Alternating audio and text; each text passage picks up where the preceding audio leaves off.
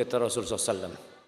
Thumma qala, lalu Jibril berkata yang ketiga, syaqiyun abdun dzukirtu indahu wa lam yusalli alaika. Faqultu amin. Celaka seorang hamba. Selamat datang di channel Kalam Syiar FM. Segala puji bagi Allah Jalla Jalaluh yang mengutus nabinya dengan agama yang benar, dengan agama Islam, satu-satunya agama yang diridhai oleh Allah Jalla Jalaluh. Untuk Allah menangkan agama ini di atas seluruh agama, walaupun orang-orang musyrik benci dengan hal itu. Allahumma salli wa sallim ala hadha an-nabiyil karim sayyidil anbiya'i wal mursalin khatamin nabiyyin nabiyina Muhammad ibn Abdullah wa ala alihi wa ashabihi ajma'in. Ya Allah, semoga salawatmu, semoga salam berkah dan nikmatmu senantiasa kau curahkan untuk hamba kekasihmu yang mulia ini, imamnya para rasul, yang paling mulia di antara para nabi, baginda Nabi kita Muhammad sallallahu alaihi wasallam. Dan semoga salawat itu bersambung untuk keluarga beliau, untuk istri-istri beliau, untuk putra-putri beliau, dan untuk seluruh sahabat Nabi radhiyallahu taala anhum ajma'in. Amma ba'd. Ma'asyiral muslimin, pada hari Ahad. Hari apa? Bukan hari Minggu. Ana sampai sekarang ana mau kasih hadiah lah. Siapa yang tahu kok bisa hari Ahad itu jadi Minggu? Padahal semuanya itu bahasa Arab. Dan semuanya itu bisa disebut diambil dari bahasa yang sama. Bahasa Suryaniyah kalau nggak salah. Senin, Itsnin. Thulatha dari Thalatha. Arbi'a dari Arba'. Kemudian Khamis dari Khamsa. Kemudian Jumu'ah dikatakan Jum'ah karena tempatnya ijtima, tempatnya kumpul. Kemudian Sabat jelas hari Sabtu. Lalu kok jadi Minggu? Ya, fadhal. Santo Domingus. Kenapa? Ada apa dengan Santo Domingus? Dia yang ganti tuh hari Ahad. Masya Allah. Namanya siapa? Santo Domingus. Barakallahu fikum. Makasih atas ilmunya. Nanti kita cari siapa Santo Domingus. Orang mana? Orang Surabaya? Bukan. Tinggalnya di Cibinong. Enggak, Santo Domingus itu tinggal di Cibinong. Ya, kita cari. Betul jemaah, kita ini harus belajar. Kok bisa berubah jadi Minggu? Kemana Ahad? Kita harus cari tahu. Karena banyak pembodohan terhadap publik yang kita tidak sadar dengannya. Pada suatu hari, baginda Nabi Muhammad sallallahu alaihi wasallam menaiki mimbarnya. Ada berapa anak tangga mimbar Rasul sallallahu alaihi wasallam? Masya Allah, banyak yang jawab nggak ada hadiahnya. Tapi 3 anak tangga mimbar Rasul sallallahu alaihi wasallam 3. Awalnya Nabi ceramah nggak di mimbar. Awalnya Rasul sallallahu alaihi wasallam berceramah itu bersandar kepada batang pohon kurma. Kemudian ditawari oleh para sahabat untuk dibangunkan mimbar dari kayu. Rasul sallallahu alaihi wasallam mengiyakan. Maka dibangunkan mimbar dengan 3 anak tangga. Ketika Rasul SAW ceramah, di mimbar itu.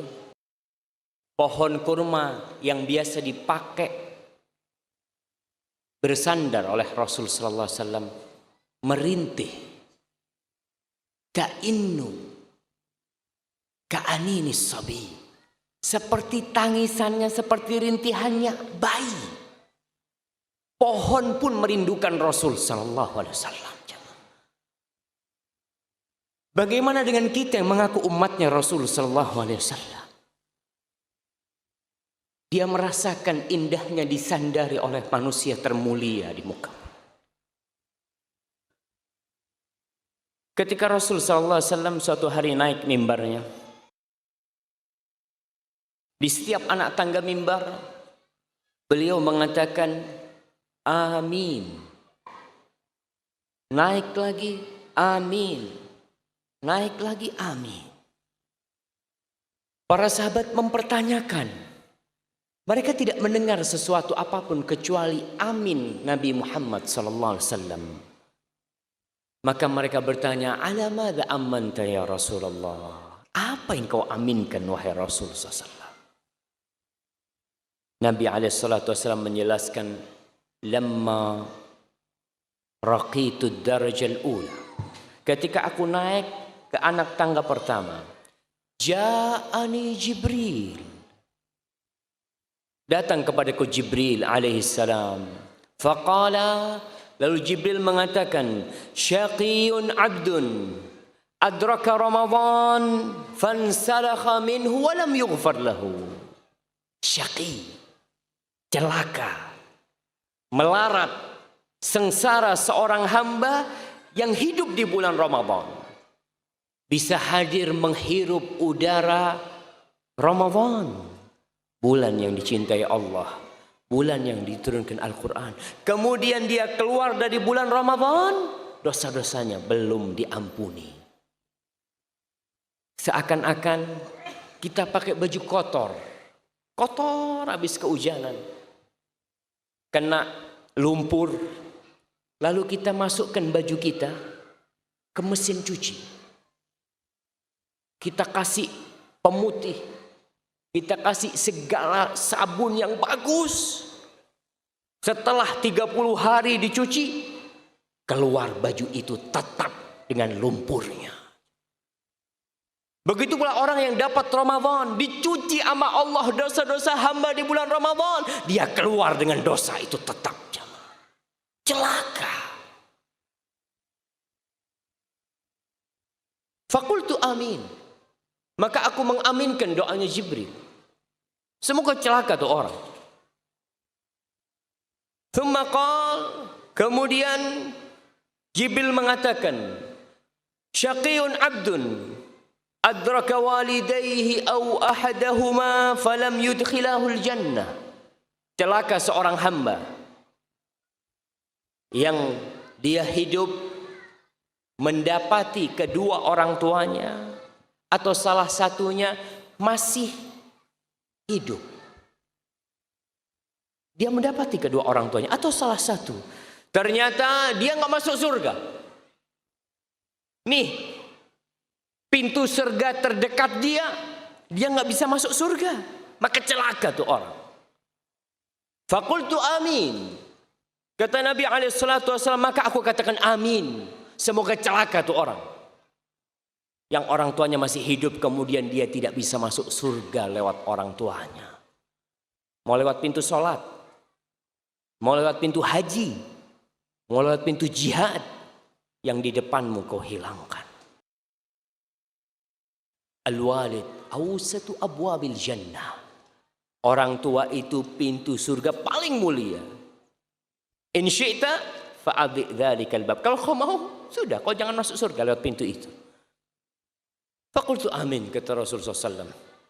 Thumma qala, lalu Jibril berkata yang ketiga, syaqiyun abdun dzukirtu indahu wa lam yusalli alaika. Faqultu amin.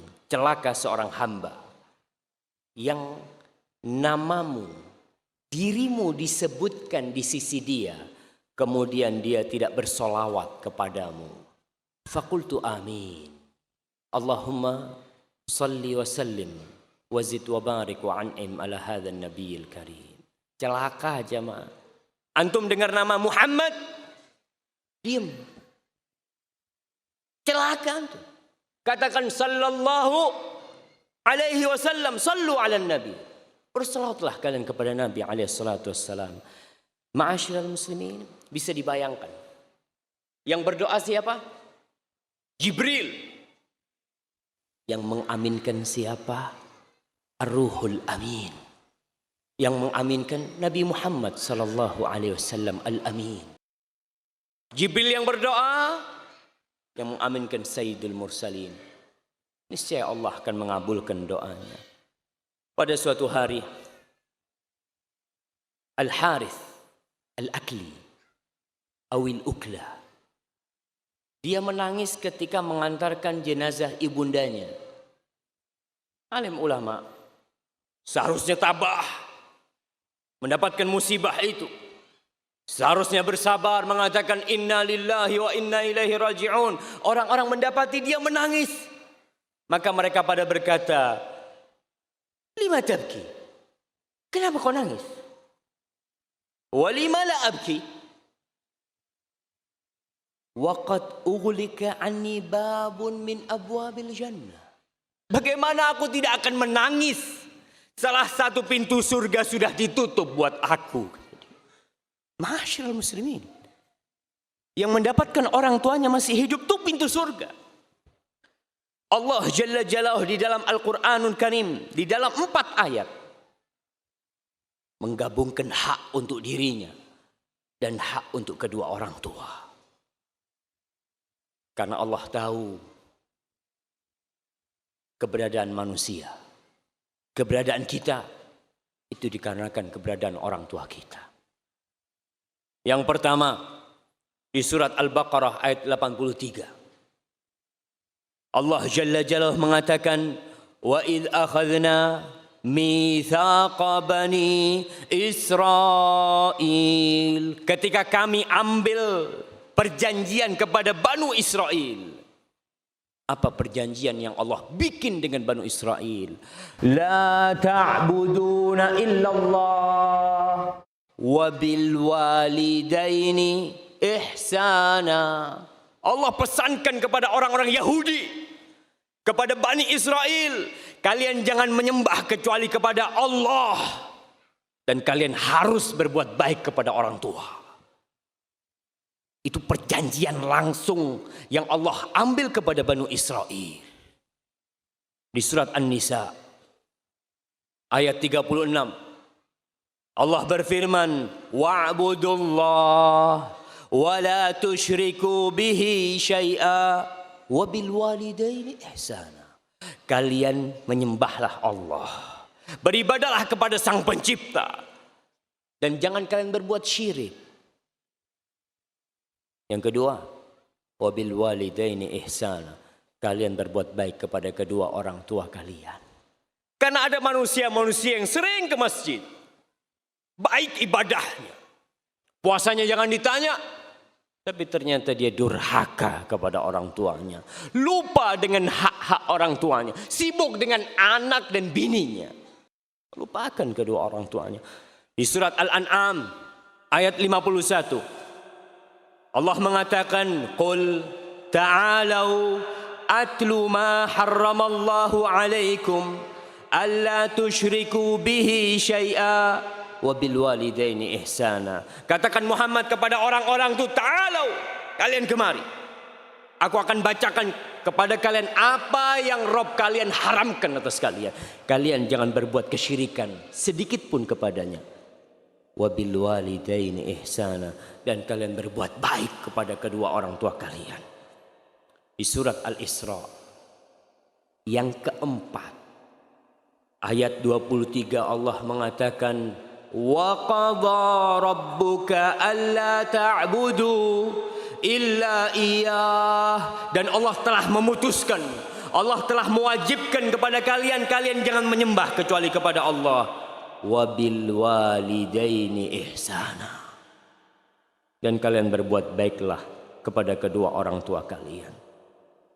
Ma'asyiral muslimin rahimakumullah.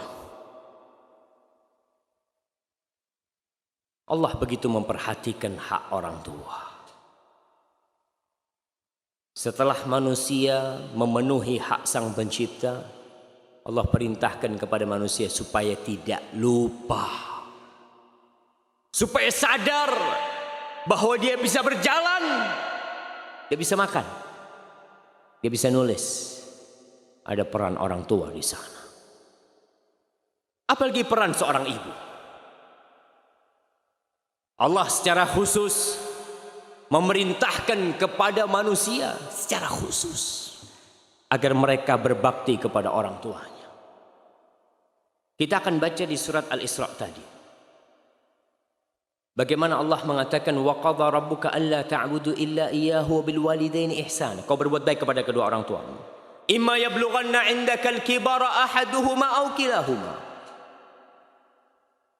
Ketika salah satu dari orang tuamu atau dua-duanya sampai ke masa yang sepuh, udah tua. Kita tahulah orang yang sudah sepuh, permintaannya aneh. Kalau tidak diturutin nangis. Ya. Allah katakan ketika kedua orang tuamu sudah tua renta atau salah satu di antaranya, fala taqul lahuma uffin. Jangan pernah engkau mengatakan uff. Ketika kau masih kecil, orang tuamu gagah, kau nggak berani membantah perintahnya, nggak ada yang berani.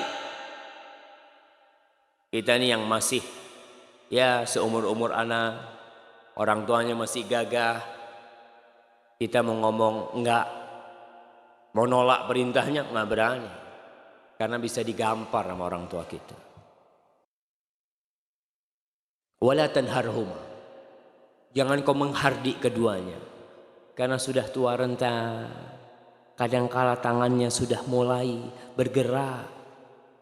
Kadangkala jalan dengan tongkatnya pelan. Cepetan. Subhanallah. Bapak ibumu kau katakan itu. Wa qul lahuma qawlan karima. Katakan kepada keduanya perkataan yang karima. Perkataan yang penuh dengan penghormatan. Dan kata-kata yang indah yang kau pilihkan untuk keduanya. Wakhfid lahuma janahadh-dhulli minar rahmah.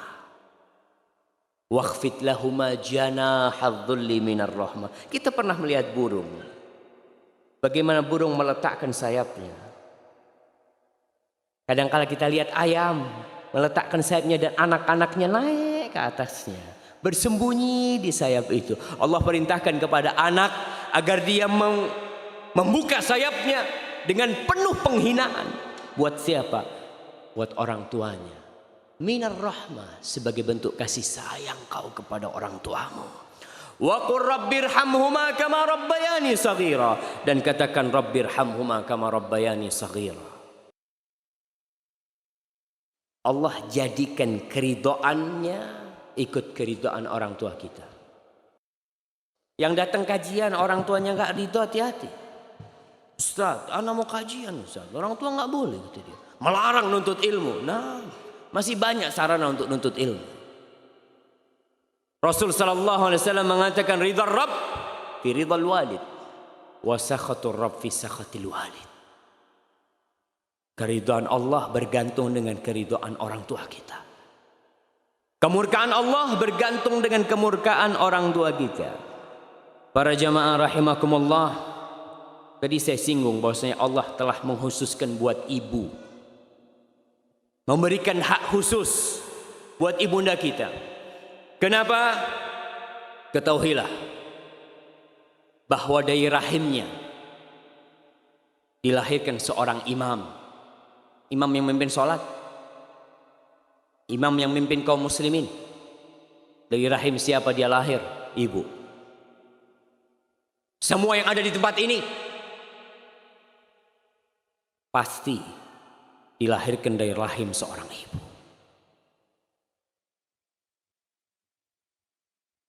Orang-orang pada ribut kemarin merayakan hari ibu. Kajian ini bukan untuk merayakan hari ibu. Tidak ada hari ibu dalam Islam. Tidak ada hari ibu dalam Islam. Karena semua hari, 360 hari milik ibu kita. Nggak ada kau khususkan buat ibumu satu hari. Aku ingat sama ibu, aku doakan ibuku. Tidak, seorang muslim dalam doanya, dalam sujudnya, dalam waktu-waktu mustajab, dia mengatakan Rabbi ghfirli wali walidayya warhamhuma kama rabbayani shaghira. Ma'asyiral muslimin, tidak ada yang memberikan hak orang tua kita khususnya ibu seperti Allah Jalla Jalla. Allah menjadikan surga kita di kaki ibu kita. Benar, ya. An Muawiyah As-Sulami qala, Muawiyah As-Sulami berkata, Ataitu Nabiy sallallahu alaihi wasallam faqultu ya Rasulullah. Aku mendatangi Rasul sallallahu. Lalu aku mengatakan, ya Rasulullah, inni uridul jihad fi sabilillah. Aku ingin berjihad di jalan Allah. Jihad jemaah. Orang yang mati di medan perang dengan tetesan darah pertama diampuni dosa-dosanya. Dia akan dikawinkan dengan bidadari-bidadari surga. Bahkan dia akan diberi oleh Allah kesempatan memberikan syafaat kepada 70 dari keluarganya. Subhanallah. Zirwatu sanamil Islam. Ibadah Islam yang paling tinggi. Dia datang mau berjihad. Apa kata Rasulullah SAW? Hal ummuka hayyah? Muawiyah, ibumu masih hidup? Qultu na'am. Iya Rasulullah SAW. Ilzam rijlah fathammal jannah. Kau terus di kaki ibumu. Berdiam kau di kaki ibumu. Di situ ada surga. Bukankah seorang hamba ketika berjihad ingin surga? Bukankah dia ingin masuk ke dalam Firdaus? Ilzam rijlah. Kata Rasulullah SAW, kau tetap berdiam di kaki. Qultu na'am. Wa qala li rajulin akhar mithlah. Dan Nabi pernah mengatakan kepada lelaki lain seperti itu. Falzamha fa innal jannata tahta rijlaiha. Di situ ada surga kalau engkau benar mencari surga. Siapakah orang yang paling berhak mendapatkan penghormatan kita? Bos kita, istri kita, anak-anak kita. Anak-anak gak pernah berbuat baik sama kita. Kita yang berbuat baik sama dia. Dalam hadis riwayatkan Imam Bukhari dan Muslim dari Abu Hurairah radhiyallahu taala anhu, Ja'a rajulun ila Nabi sallallahu alaihi wasallam faqal, datang seorang lelaki menjumpai Rasul sallallahu alaihi wasallam, lalu dia berkata, "Ya Rasulullah, wahai Rasulullah, man ahaqqun nas bi husni sahabati?" Siapakah manusia di muka bumi ini yang paling berhak mendapatkan kebaktianku, persahabatanku terbaik? Siapa yang paling berhak aku temani dalam kehidupan ini? Qala ummu. Kata Rasulullah SAW, ummu, ibundamu. Qala thumma man? Lalu siapa Rasulullah SAW? Qala thumma ummu, ibundamu. Qala thumma man? Lalu siapa wahai Rasul? Ya, yang pertama ibu, yang kedua ibu, yang ketiga. Setelah ibu siapa? Thumma ummu, ibundamu lagi. Qala thumma man? Qala thumma abu. Baru setelah itu bapakmu. Para jamaah, kita nih yang laki jangan cemburu ketika anak kita lebih cinta sama ibunya daripada kita. Dan para istri, jangan sakit hati ketika suaminya berbakti sama ibunya, menghabiskan waktu bersama ibundanya. Engkau harus bersyukur kepada ibunda suamimu. Kenapa? Ia rela anaknya kau ambil. Ibu itu kepingin anaknya sukses, berhasil. Kemudian anaknya mendampingi ibu. Tapi ketika menikah, dibawa sama istrinya, hidup bersama istrinya, sibuk dengan anak-anaknya. Maka tolong para wanita, membantu suaminya berbakti sama ibunya. Ketika sang suami dapat rezeki, para suami, lihat kau sisihkan buat ibumu pertama. Bukan buat anak istrimu. Oh, istriku kepingin ini. Ibuku kepingin ini, anakku kepingin ini, mana yang dilakukan ibu? Dan subhanallah, kepingin rasanya kalau ada yang bisa ketika dapat rezeki, dia datang ke ibunya, Bu, ini rezeki Bu, ibu ambil yang mau, ibu ambil. Para jamaah, Allah secara khusus menyebutkan ibu di surat Al-Ahqaf ayat 15. Allah mengatakan wasainal insana biwalidayhi ihsana, dan kami wasiatkan kepada manusia agar berbakti kepada kedua orang tuanya, bapak dan ibu. Hamalathu ummuhu kurhan wa wada'athu kurhan wa hamluhu wa fisaluhu 30 syahra. Allah ingatkan ibu. Ingat, ibunya hamil dia dalam kondisi sulit. Perempuan itu lemah jamaah, fisiknya lemah, kau lebih kuat. Tapi Allah kasih beban dia anak di perutnya. Dan kita lihat bagaimana, antum yang udah nikah, antum lihat bagaimana istri antum ketika perutnya semakin besar, dia udah mulai sulit tidur, miring gak bisa, lurus punggungnya sakit. Kemudian ketika dia duduk, anaknya mulai bergerak-gerak, ditendang-tendang ibunya. Seneng ibu kita tuh ketika kita di perutnya. Dia seneng ketika kita tendang-tendang dia. Dia akan perintahkan bapak kita, sini dengerin nih, kau pegang tuh. Subhanallah, padahal capek, tapi cinta dan kebahagiaan dia menunggu kehadiran kita membuat kelelahan dia lupakan. Ketika suatu hari gerakan di perutnya berhenti, apa yang dirasakanlah ibu kita? Ketika kita tidak berputar di perut ibu kita, bingung. Dia mengatakan kepada ayah kita, Fulan, kok gak bergerak ya bayinya? Aku takut ada apa-apa sama dia. Berangkat ke dokter, diperiksa, nggak apa-apa, sehat, bahagia tuh ibu. Ketika datang masa-masa melahirkan, Allah mengatakan wa wada'athu kurha. Dia melahirkan, ibu kita melahirkan kita. Kita yang bisa ada di sini keluar dari rahim ibunda kita. 9 bulan kita makan dari darah ibu kita. Kita darah dagingnya. Ketika dia mengeluarkan kita, berat. Bukaan pertama, bukaan kedua, bukaan ketiga, berangkat ke dokter. Kau harus banyak jalan. Jalan ibu kita. Lihat lagi bukaan kelima, alhamdulillah sudah tinggal sedikit. Tambah mendekat, tambah sakit yang dirasakan oleh mereka untuk mengeluarkan kita jamaah. Wa hamluhu wa fisaluhu 30 syahra. Kemudian setelah itu lahir, disusui sama ibunya. Hamil dan disusuinya 30 bulan bisa jadi. Ketika lahir, kebutuhan kita dengan ibu kita semakin parah. Kita nggak bisa berbuat apa-apa. Kita hanya bisa menangis. Ibu kita ketika kita menangis, dia gendong kita, dia dekatkan kita dengan tetek. Dia susui. Dia meletakkan kita di dadanya. Berapa kali sehari? Puluhan kali. Malam hari tatkala semua tidur, kita menangis, dia bangun, dia gendong kita. Lalu setelah kita besar,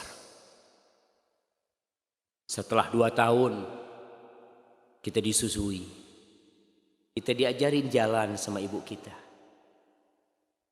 Ketika bisa jalan, bahagianya tuh ibu.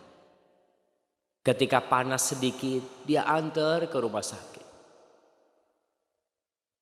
Ma'asyiral muslimin rahimakumullah, Nabi SAW berpesan khusus untuk ibu. Bukan cuma Allah, Nabi pun. Beliau mengatakan dalam hadis yang diriwayatkan oleh Imam Bukhari dan Muslim, Innallaha harrama 'alaikum uquqal ummahat. Allah mengharamkan kepada kalian durhaka kepada ibu kalian. Ibu kalian. Haram durhaka kepada bapak, iya. Tapi Nabi mengkhususkan kepada ibu. Kenapa? Kenapa Nabi mengkhususkan ibu yang disebut? Padahal durhaka kepada bapak juga haram. Karena ibu kita memiliki kehormatan yang lebih tinggi di atas bapak kita. Karena kedudukan anak kepada ibunya lebih bisa dia lakukan daripada kepada bapak. Bapaknya kuat, dia takut sama bapaknya. Tapi sama ibu, kemudian karena kebanyakan kedurhakaan itu sama ibu, bukan sama bapak. Lalu Nabi ingin mengingatkan kepada kita nih, agar kita lebih mengutamakan ibu kita dari bapak. Suatu hari datang pemuda mengadukan bapaknya. Apa kata pemuda ini kepada Rasulullah SAW? Kita lihat subhanallah, Nabi SAW itu tempat curhat semuanya.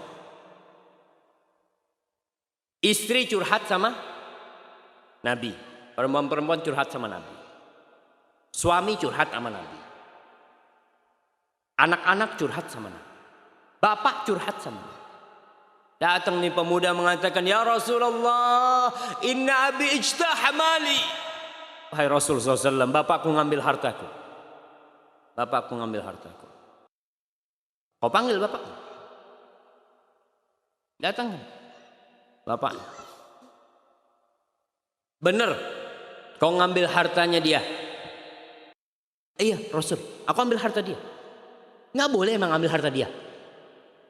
Aku ambil harta dia. Ya Rasul, aku yang susah payah membesarkan dia. Aku yang bekerja siang malam demi dia jadi besar, agar dia sukses. Kemudian setelah dia berhasil, aku nggak boleh ngambil hartanya. Rasul sallallahu alaihi wasallam mengatakan kepada pemuda ini, sini, anta wa maluka li abi. Kau bersama hartamu untuk orang tuamu. Bukan cuma hartamu, dirimu. Maka orang tua kalau bunuh anaknya tidak dikisos. Enggak. Milik dia tuh anak. Hasil karya dia. Dosa iya, tapi tidak dikisos. Hak orang tua besar bapak, apalagi ibu. Tapi kebolehan mengambil harta anak ini tidak semena-mena. Jangan ada bapak-bapak dari majelis ini mengatakan, alhamdulillah saya mau ambil motor anak saya Ustaz. Pulang. Bukan. Dia boleh ambil harta anaknya selama tidak membahayakan anaknya. Anaknya punya motor 3, bapaknya ambil 1. Ambil. Buat apa kau simpan itu? Tatkala orang-orang bertanya kepada Rasul sallallahu alaihi wasallam tentang masalah infak, sedekah nih. Yas'alunaka madza yunfiqun. Mereka bertanya kepadamu apa dan kepada siapa mereka berinfak.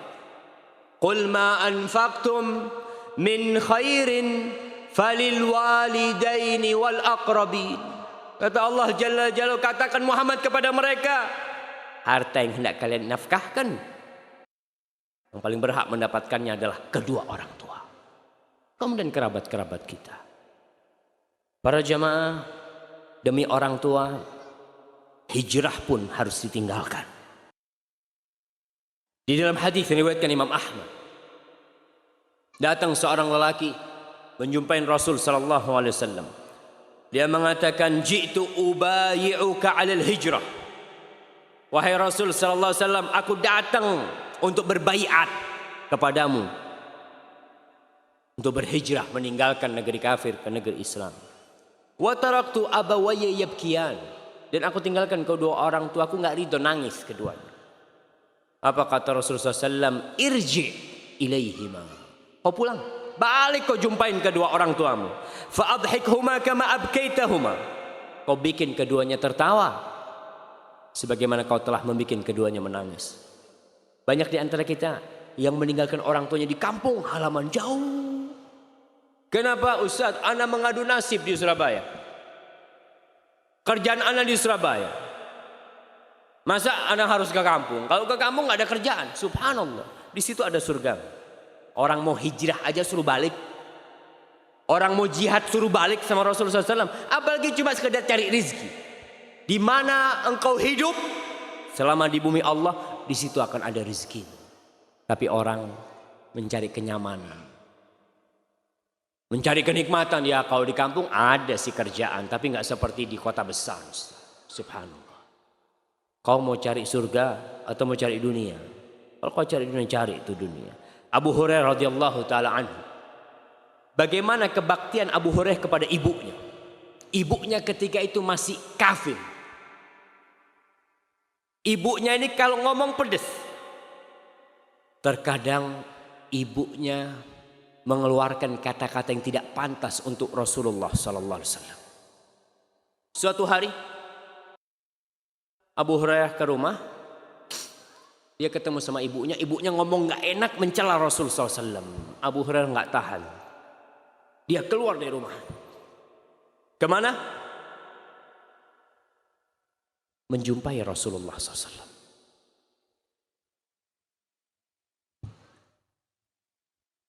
Dia mengatakan, ya Rasulullah, wahai Rasulullah, ud'ullah li ummi Abi Hurairah. Wahai Rasulullah, tolong kau berdoa mohon kepada Allah untuk ibunda Abu Hurairah. Ini kebaktian yang paling dahsyat dari seorang anak. Ketika mendapatkan ibundanya dalam kemaksiatan, dalam kekufuran, dia meminta kepada Allah bagaimana ibunya bisa masuk surga. Rasul sallallahu alaihi wasallam angkat tangan mengatakan, Allahumma hdi umma Abi Hurairah. Ya Allah, berikan hidayahmu kepada ibunda Abu Hurairah. Udah. Abu Hurairah pulang ke rumahnya, jumpain ibunya. Ketika mau masuk dilarang sama ibunya. Ala risli, tunggu. Ternyata ibunda Abu Hurairah sedang mandi. Ketika dibukakan pintu, ibunda Abu Hurairah mengatakan, asyhadu an la ilaha illallah wa asyhadu anna Muhammad Rasulullah. Adakah kebaktian yang lebih dari menyelamatkan ibundanya dari api neraka? Subhanallah. Hadis ini diriwayatkan Imam Bukhari dalam kitab Al-Adabul Mufrad dan sahih. Kemudian Abu Hurairah ketika Rasul SAW sudah meninggal dunia. Abu Hurairah itu setiap mau keluar rumahnya, dari rumahnya itu nggak gabung sama rumah ibundanya. Tapi rumahnya satu halaman. Jadi kumpul lah, nggak jauh sama ibundanya. Setiap Abu Hurairah mau pergi, dia datang ke ibunya. Dia mengatakan, Assalamu alaiki ya ummah wa rahmatullah wa barakatuh. Rahimakillah kama rabbaitini saghiran. Abu Hurairah mengatakan, Assalamualaikum wahai ibundaku, semoga rahmat Allah dan berkahnya untukmu. Semoga Allah merahmatimu wahai ibundaku, sebagaimana engkau telah membesarkan aku, merawatku ketika aku kecil. Fataqulu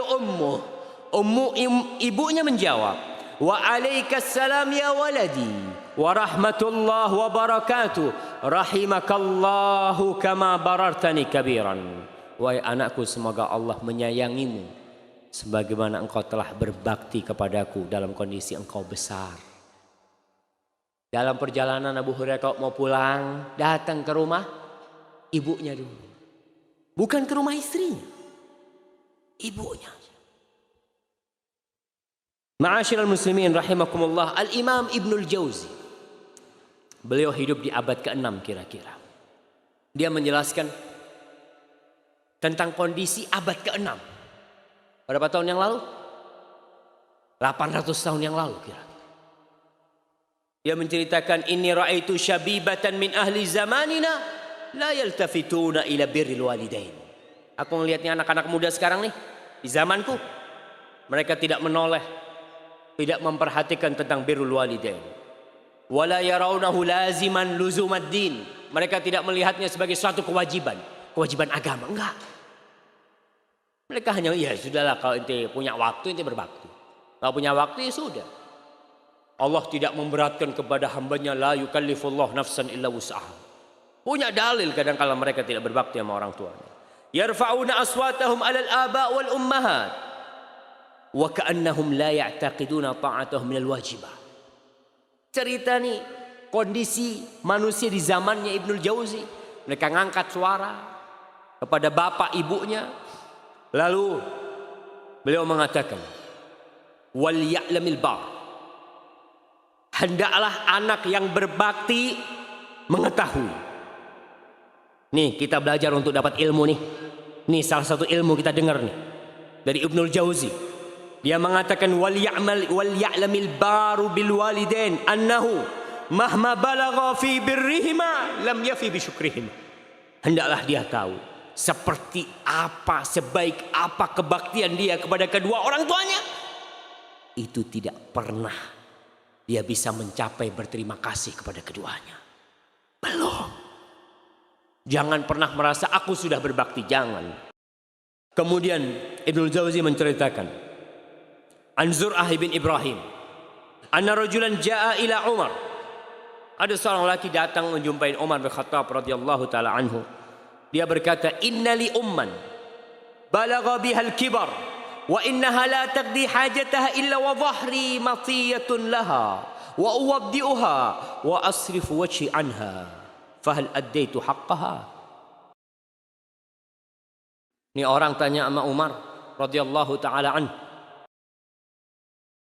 wahai Amirul Mukminin, aku nih punya ibu udah tua, udah renta, dia itu udah nggak bisa apa-apa. Dia kalau mau ke kamar mandi, punggungku yang jadi kendaraan. Ke kamar mandi, aku yang memwudukkan dia dan aku memalingkan wajahku ketika aku memwudukkan dia, membersihkan dia. Karena nggak ada orang lain, dia yang melakukan itu. Apakah aku sudah membalas budi dia? Qala la. Enggak. Kata Umar la. Qala alaysa qad hamaltuha ala dhahri wa habastu nafsi 'alaiha. Bukankah aku wahai Amirul Mukminin sudah mengangkat dia di atas punggungku dan aku menahan diriku demi dia. Enggak ke mana-mana, enggak keluar kota ke mana-mana, aku diam di rumah untuk dia. Apakah aku tidak membalas budi dia? Apa kata Umar? Enggak. Kenapa? Innaha kanat tasna'u dzalika bika wa hiya tatamanna baqa'ak. Ingat ibumu dulu ketika dia gendong engkau, ketika dia membersihkanmu, ketika itu dia mengharapkan engkau hidup. Dan engkau sekarang berbuat itu kepada ibumu. Kau ingin ibumu cepat mati. Kau ingin berlepas diri. Kadang kalau anak ngomong, ya aduh kesian ibu ya, mudah-mudahan udah cepat mati ibu daripada tersiksa di dunia ini. Padahal yang tersiksa bukan ibunya. Siapa? Iya. Si anak merasa nggak nyaman merawat ibunya yang sakit. Pintu surga jamaah. Ma'asyiral muslimin rahimakumullah, datang orang lain kepada Ibnu Umar radhiyallahu taala anhum. Ini kisah sering kita dengar. Tapi terkadang lewat aja. Datang seorang kepada Ibnu Umar mengatakan, hamaltu ummi ala raqabati min Khurasan. Aku gendong ibuku di punggungku nih, di leherku sini, dari Khurasan. Khurasan itu di mana jemaah? Di Iran sana. Jalan kaki nih dia, gendong ibunya. Antum gendong ibu mungkin dari depan rumah ke dalam aja kadang kala udah berat. Nih dari Khurasan berangkat haji dia. Ingin ibunya berangkat haji. Hatta qadaitu biha manasikal hajj. Aku sampai selesai melaksanakan manasik haji. Aturani jazaituha. Menurutmu aku sudah balas enggak budinya dia? Qala la. La. Wala talqatun min talaqatiha. Sakit dia ketika dia menjerit untuk mengeluarkan engkau dari perutnya. Satu belum kau balas. Para jamaah, Ibnu Jauzi mengatakan, hendaklah orang yang berbakti tahu diri. Sebanyak apapun kebaktian dia, sebanyak apapun duit yang diberikan kepada ibunya, bapaknya, maka dia belum membalas budi orang tuanya.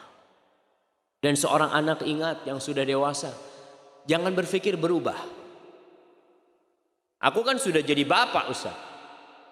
Aku sudah memiliki anak yang dia wajib berbakti kepadaku. Nah, kau jadi bapak buat anakmu, tapi buat ibumu kau tetap anak.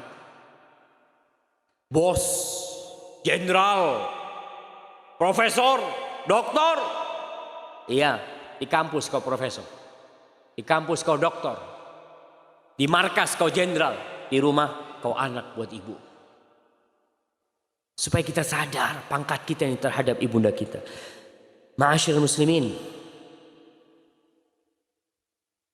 seperti apa sih cinta ibu kita kepada kita?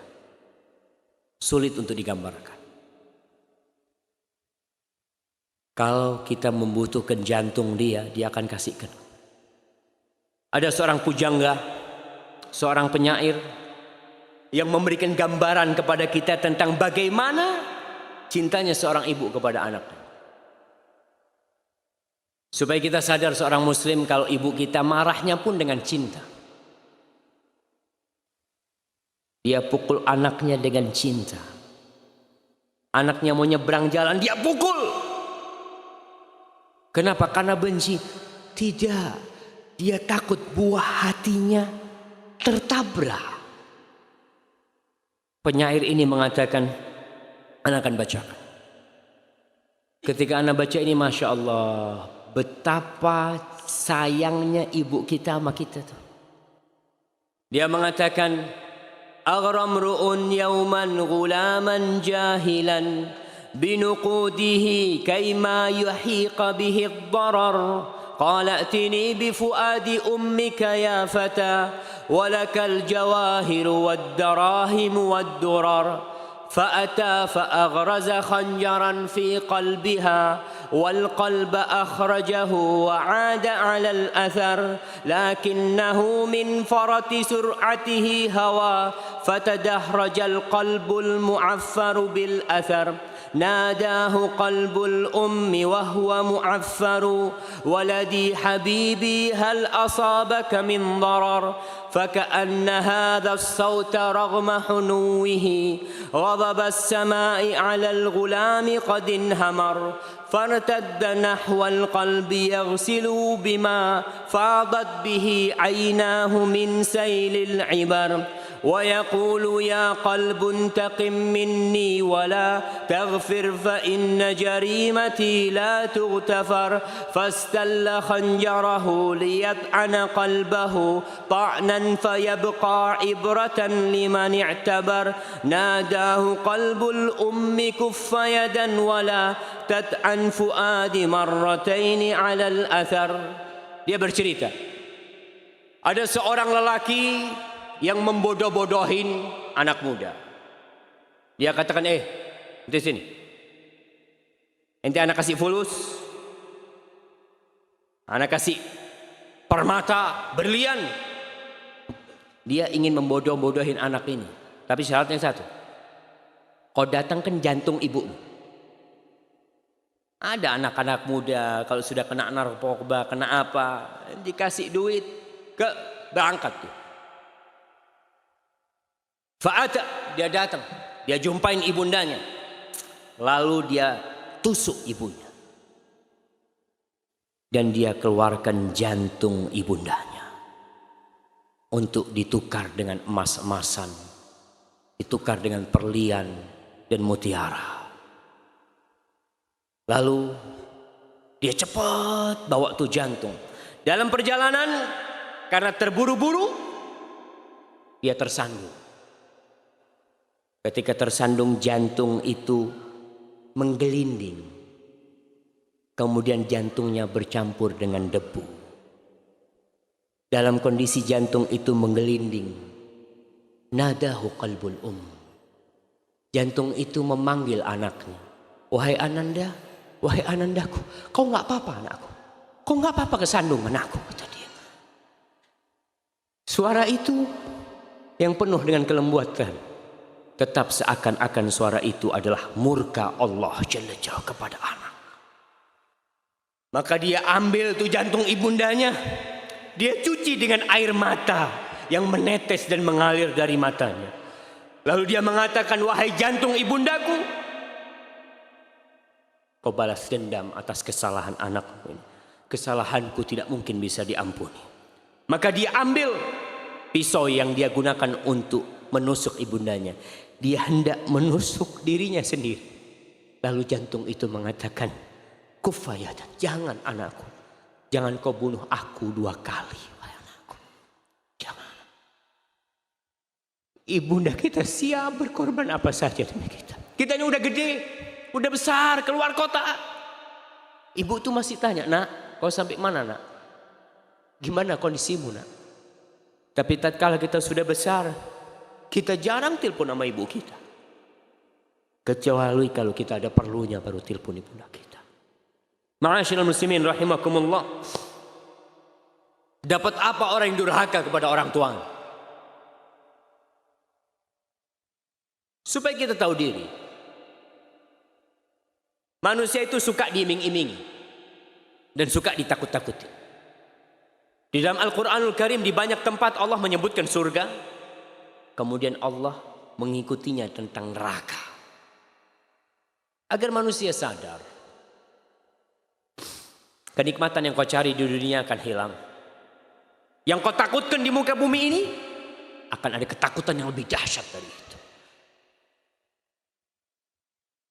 Rasul sallallahu alaihi wasallam berkata kepada para sahabatnya, ala adullukum bi akbaril kabair.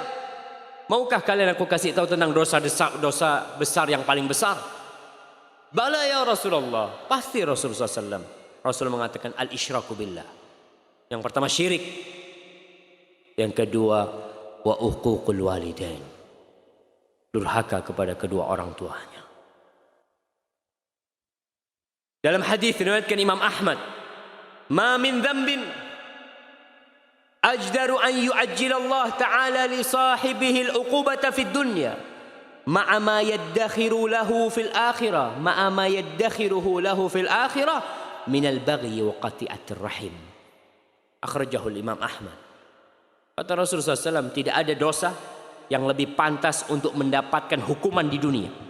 Allah segerakan hukuman dia di dunia plus yang Allah sembunyikan bagi dia kelak di akhirat daripada kezaliman dan memutuskan rahim.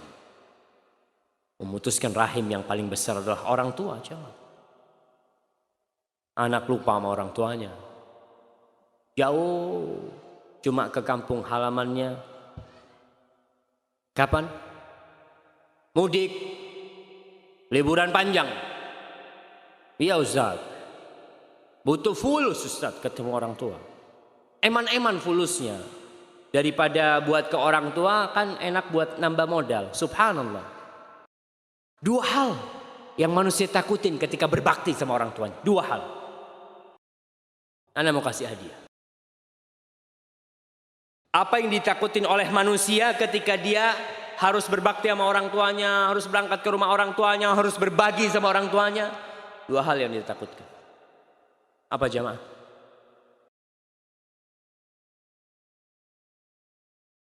Bukan takut istri. Hartanya berkurang dan takut istri. Bukan sih, anak kasih antum. Ya, yang satu betul, hartanya berkurang. Yang kedua, nah, Masya Allah, antum ambil. Iya, kita mau berbakti sama orang tua itu takut 2, gak punya waktu, biaya besar. Dan ternyata Rasul Sallallahu Alaihi Wasallam mengatakan, kedua yang kita takutkan ini udah dijamin sama Allah. Gimana kalau kita ada jaminan jamaah? Ada orang menjamin antum. Syuf, antum berangkat ke Kalimantan, tiket pesawat semua apa, biaya semua, Anda ganti. Kemudian Anda kasih tambahan. Kira-kira kita berangkat nggak? Berangkat kita. Yang jamin nih Allah. Kata Rasul Sallallahu Alaihi Wasallam, man sarrahu ayun sa'alahu fi athari wa yubsata lahu fi rizqih falyasil rahim. Barang siapa yang ingin umurnya diberkahin. Antum berangkat ke orang tua antum, umur antum nggak berkurang. Ditambah umur antum. Wa yubsatalahu fi rizki, rizkinya nggak dikurangin. Ditambahin rizkinya. Hendaklah orang yang ingin itu silaturahim sama orang tuanya. Apa masih antum meragukan jaminan Allah? Allah yang jamin jamaah. Nih ibu-ibu tadi ada yang mengatakan takut istri. Kayaknya nggak banyak yang takut istri. Ana izin dulu.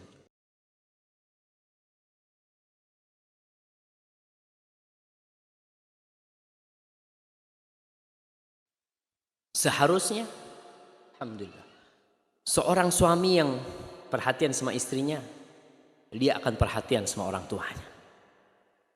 Istrinya perempuan, ibu anak-anaknya, dia perhatian sama istrinya. Ibunda dia perempuan, dan ibunda dia adalah wanita yang melahirkan dirinya.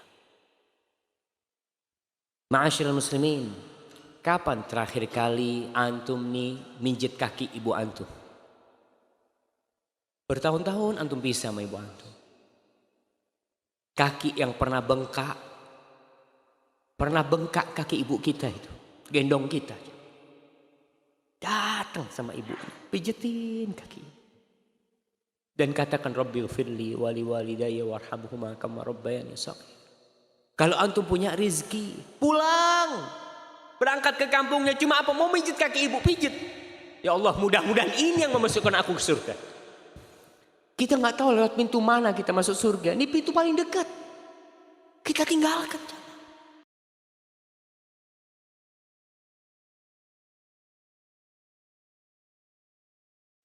Insya Allah antum tahu dengan kisah Uwais Al-Qarani. Al-Imam Muslim dalam kitab sahihnya, beliau menceritakan tentang sosok manusia yang belum pernah dilihat oleh Rasul sallallahu alaihi wasallam. Dia hidup di masa Rasul sallallahu alaihi wasallam.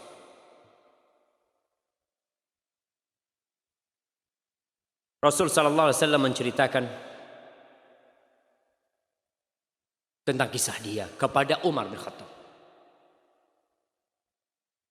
Karena Umar bin Khattab radhiyallahu anhu, biasanya Umar bin Khattab ini idza ata alaihi amdadu ahli Yaman, kalau datang tuh pasukan-pasukan dari Yaman ke Madinah, Umar hanya bertanya tentang satu manusia. Afikum Uwais bin Amir. Di tengah-tengah kalian ada enggak Uwais bin Amir? Terus setiap kali datang enggak pernah ketemu. Sampai suatu saat ketemu sama Uwais bin Amir. Faqala anta Uwais bin Amir. Engkau Uwais bin Amir? Qala na'am, iya. Aku Uwais bin Amir. Min Murad. Kau dari Murad. Dari kabilah Murad. Thumma min Qaran. Kemudian kau dari kabilah Qaran. Qala na'am, iya. Qala laka walidah. Kau punya ibu. Qala na'am, iya aku punya ibu. Dapat nih Umar. Nih orang yang dia maksud di depan dia. Yang dia cari bertahun-tahun. Kemudian ada di hadapan Umar. Apa kata Umar? Sami'tu. Aku mendengar. Rasulullah sallallahu alaihi wasallam yaqul. Nabi alaihi salatu wasallam bersabda. Ya'ti alaikum Uwais bin Amir ma'a amdadi ahli Yaman min Muradin thumma min Qaran kana bihi barasun fabara'a minhu illa mawdi'a dirham lahu walidatun huwa biha barrun law aqsama 'ala Allah la abarra. Aku mendengar Rasul SAW bersabda, akan datang tuh nanti Uwais bin Amir bersama pasukan dari Yaman nantinya. Dia dari Murad, kemudian dari Qaran. Dia dulu punya penyakit baros. Baros itu penyakit putih semua jamaah ya. Mungkin apa sekarang? Ada orang yang putih rusak kulitnya seperti itu. Ya antum tahulah baros itu. Kemudian Dia meminta kepada Allah agar disembuhkan dan disembuhkan semuanya kecuali ada sebesar 1 dirham. Dikatakan di perutnya. Dia tidak minta disembuhkan itu. Supaya dia tahu dan ingat dulu kau punya penyakit itu. Lalu Allah sembuhkan engkau. Setiap kali dia lihat perutnya dia ingat. Lahu walidah, Nabi mengatakan alaihi salatu wasallam, dia memiliki ibu. Yang Uwais ini berbakti banget sama ibunya. Lau aqsama 'ala Allah la abarrah. Bayangkan, Nabi mengatakan, andai kata Uwais bin Amir ini bersumpah meminta kepada Allah, Allah akan kabulkan permintaan. Nggak pernah berjumpa dengan Rasul SAW. Dia memilih untuk berbakti sama ibunya. Orang-orang kampung berangkat berjumpa dengan Rasul SAW untuk mendapatkan fadilah suhbah, menjadi sahabat Nabi. Iya, tapi Uwais karena punya ibu, dia berusaha berbakti sama ibundanya. Uwais ini kata Rasul SAW, kalau dia bersumpah minta sama Allah, dia mengatakan, ya Allah, aku minta kau turunkan hujan. Allah turunkan hujan. Itu kata Nabi SAW. Nabi mengatakan kepada Umar, fa in istata'ta an yastaghfir laka faf'al. Kalau kau bisa Umar, minta kepada Uwais agar dia memohonkan ampun untukmu, kau minta sama Uwais. Umar bin Khattab, Amirul Mukminin, disuruh minta doa dari Uwais bin Amir, jamaah. Kenapa? Karena dia berbakti sama ibundanya. Fastaghfirli, kau mohonkan ampun buat aku. Fastaghfara lahu. Lalu Uwais memohonkan ampun buat Umar bin Khattab. Faqala lahu Umar, aina turid? Kau mau ke mana?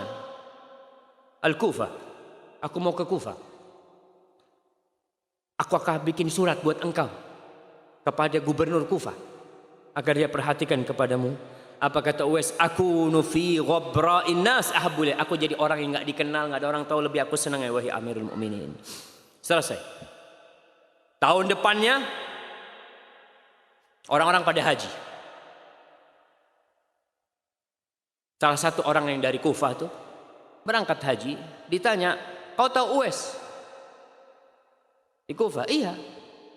Taraktuhu rassal bait qalilal mata. Uwais itu bajunya aduh jelek ya, rumahnya juga buruk.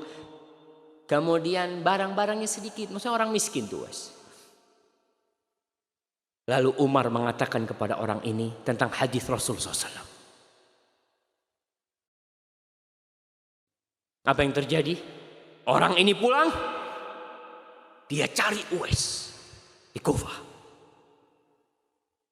Lalu dia mengatakan, istaghfirli, mohonkan ampun buat Allah untukku, mohonkan ampun kepada Allah untukku. Kata Uwais, anta ahdatsu ahdan bi safarin salih fastaghfir. Engkau yang baru pulang haji, seharusnya engkau yang memohonkan ampun buat aku. Kau baru dari perjalanan yang baik, aku yang seharusnya minta kepada engkau agar engkau memohonkan ampun untukku. Orang ini mengatakan istaghfir, mohonkan ampun kepada Allah untukku. Apa kata Uwais? Enggak, kau yang lebih pantas. Lalu tetap maksa. Uwais mengatakan, laqita Umar, kau berjumpa dengan Umar? Qala na'am, iya. Fastaghfirullah. Maka Uwais akhirnya memohonkan ampun untuk dia. Ketika orang-orang tahu dengan Uwais, Uwais menghilangkan diri. Para sejarawan menyebutkan bahwa pernah suatu hari Uwais bin Amir ini, karena dia miskin, karena kalau dia ke tempat sampah cari makanan, jemaah. Orang yang kalau bersumpah minta sama Allah, Allah kabulkan. Disebutkan dia suatu hari ke tempat sampah, ketika dia mau ambil makanan ada anjing yang menggonggong di sebelah dia. Apa kata Uwais? Kul mimma yalik wa akul mimma yalini. Kau makan di sisimu, aku makan yang di sisiku. Uwais mengatakan, idza tajawaztu sirat fa ana khairun minka. Andai kata aku bisa melewati sirat yang berada di atas neraka jahanam, aku lebih baik dari engkau. Tapi kalau aku tidak selamat di atas sirat, engkau lebih baik dari aku, kata Uwais. Subhanallah. Seorang yang berbakti kepada orang tuanya, insya Allah akan kabulkan doanya. Harithah bin Nu'man Seorang sahabat Nabi, Aisyah radhiyallahu ta'ala cerita, Nabi suatu malam tidur lalu beliau bermimpi. Beliau mengatakan, fara'aituni fil jannah. Aku melihat diriku sedang di surga. Fasami'tu sawta qari'in yaqra. Aku mendengar ada orang yang membaca. Lagi baca. Faqultu man hadha? Baca Quran ini, siapa ini? Faqalu hadha Harithah ibn Nu'man. Ini Harithah ibn Nu'man. Faqala Rasulullah SAW, kadzalikal bir, kadzalikal bir, wa kana abarran nas bi ummihi. Dia adalah orang yang paling berbakti kepada ibundanya. Rasul sallallahu alaihi wasallam tidak sempat berjumpa dengan ibundanya ketika beliau besar. Beliau pernah meminta izin kepada Allah agar bisa memintakan ampun untuk ibundanya. Tapi tidak dikasih sama Allah. Lalu Nabi SAW minta izin sama Allah untuk boleh berkunjung ke kuburan ibundanya. Maka Nabi diperbolehkan berziarah ke kuburan ibundanya. Ketika beliau berada di kuburan ibundanya, beliau menangis. Beliau mengatakan kepada para sahabatnya, kuntu nahaitukum an ziyaratil kubur. Dulu aku melarang kalian ziarah kubur. Ala fazuruha. Sekarang kunjungi kuburan. Fa innaha tudzakkirul akhirah. Ziarah kubur itu mengingatkan kepada akhirat. Pada waktu itu Nabi menangis dan para sahabatnya nangis semuanya. Ma'asyiral muslimin yang masih punya orang tua, yang masih punya ibu, saatnya kita melihat berapa yang kita berikan kepada ibunda kita dan berapa yang kita berikan kepada istri kita, kepada anak kita. Yang terkadang ibunda kita itu dengan yang sedikit sudah ridha. Belikan makanan buat ibunda kita, ajak makan orang tua kita. Ya. Telepon tiap hari kalau bisa telepon. Kalau enggak SMS orang tua. Jangan mengatakan alhamdulillah Ustaz saya seminggu sekali telepon ibu saya. Subhanallah. Tiap hari itu ibu kita doakan kita, ingat sama kita. Masa kita ingat sama ibu kita seminggu sekali?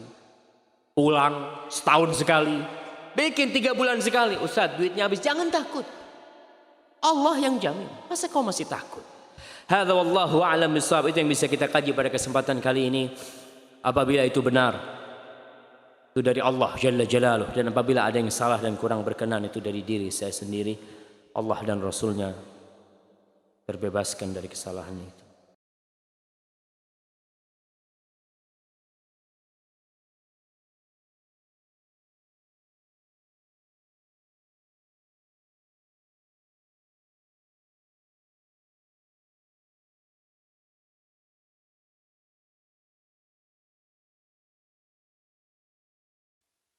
Bagaimana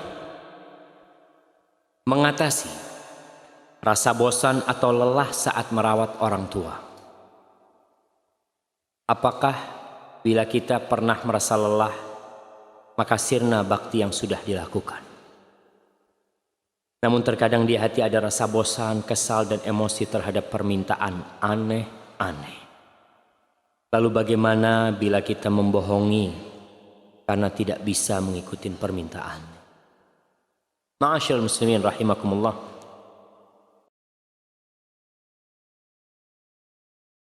Kejenuhan menghampiri kita. Ana punya ibu, subhanallah. Dia 2 tahun ini udah kena stroke. Allah yashfiha.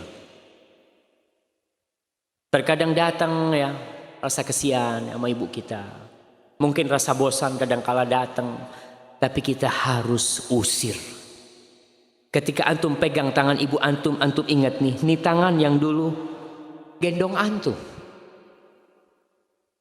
Nih tangan yang dulu ngusap, membersihkan kotoran antum. Maka ingat dengan itu. Insya Allah kebosanan itu akan hilang. Dan ingat ini pintu surga antum. Ketika antum pegang kakinya nih, kaki ibu ana, ya Allah mudah-mudahan aku masuk surga lewat ibunda. Permintaan yang aneh-aneh dari orang tua, para ulama menafsirkan firman Allah, wala tanharhum. Jangan kau hardik keduanya. Salah satu maknanya, jangan kau halangi keduanya dari apa yang dia pinta, sedangkan engkau mampu. salah seorang tabi'in atau sahabat Nabi. Tabi'in. Dia itu pernah beli pohon kurma. Harga pohon kurma pada waktu itu mahal banget. Harganya 1000 dirham. 1000 dirham itu berapa jemaah? 10 dirham bisa beli 1 ekor kambing. Jadi kalau 1000 dapat kambing berapa? 100 ekor. Kalau harga kambing 1 juta, berapa juta? 100 juta. Ibunya suatu hari ini kepingin dengan hatinya pohon kurma. Antum tahu pohon kelapa itu kadang-kala ada yang enak di tengahnya itu. Apa namanya itu? Apa? Pondoh tuh. Itu kurma ada kayak gitu. Ibunya kepingin makan itu. Dia beli pohon kurma, dia tebang. Padahal harganya 100 juta aja. Karena ibunya minta. Kata, ente kenapa sampai beli padahal mahal harga yang sekarang? Kata dia, ya gimana ibuku minta. Ibuku minta. Aku gak akan halangi apa yang dia pinta. Subhanallah jemaah. Allahumma a'inna ala birri walidain. Assalamualaikum Ustaz. Bagaimana sikap kita terhadap orang tua yang pemarah?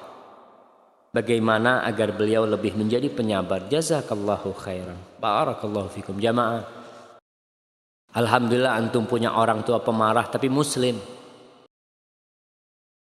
Antum tahu orang tuanya Nabi Ibrahim pemarah dan kafir. Nabi Ibrahim tetap berusaha bersabar menghadapi orang tuanya. Sampai mau dirajam Nabi Ibrahim sama bapaknya. Tapi tetap kebaktian dia tidak pernah dia tinggalkan. Menghadapi orang tua yang pemarah, maka berusaha untuk menghindari hal-hal yang membuat bapak kita marah. Apa nih? Oh, orang tua kita nggak suka sama ini. Hindari.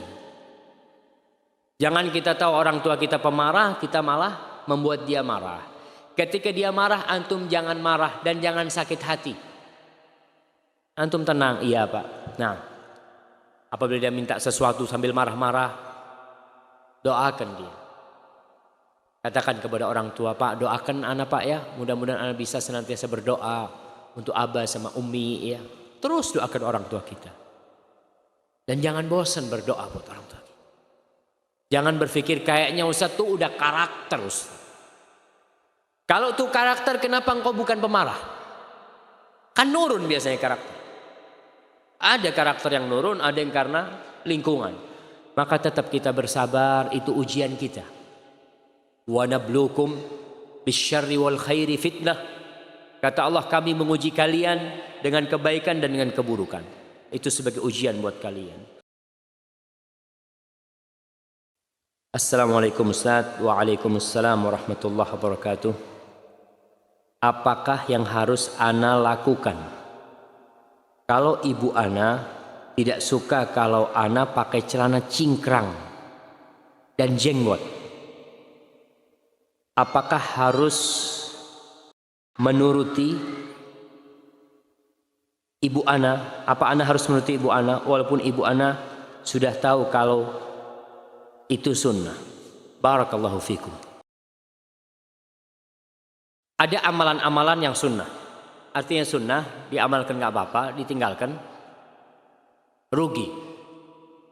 Diamalkan dapat pahala, ditinggalkan rugi. Seperti sholat sunnah. Kita ini kalau lagi sholat sunnah dipanggil sama ibu kita, Syafiq, ada lagi sholat sunnah, putus sholatnya, datang sama ibunya, sholat hak Allah. Tapi ketika ibu manggil, kita datang. Puasa sunnah, kita lagi puasa Senin, hari Senin, bapak lagi sarapan, sinilah temenin bapak makan. Pak aku lagi puasa, udah puasa. Dia tinggalkan puasa, tinggalkan puasa.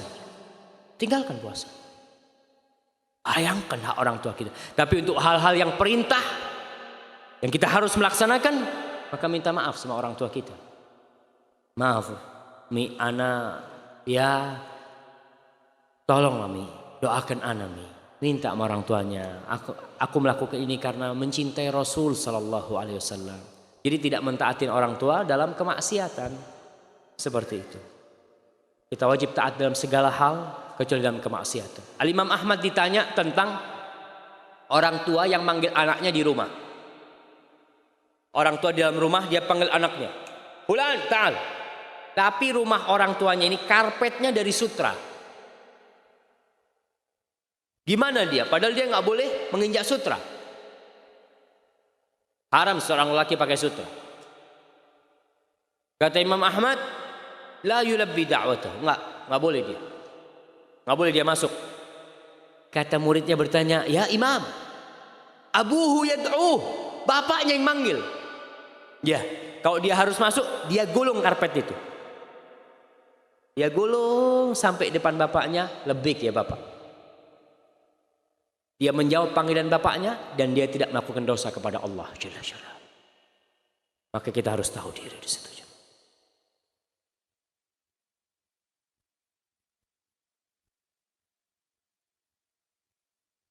Dijelaskan ridha Allah adalah ridha orang tua. Bagaimana kalau kita sudah menikah ikut suami? Jazakallahu khairan. Barakallahu fiik. Bismillah.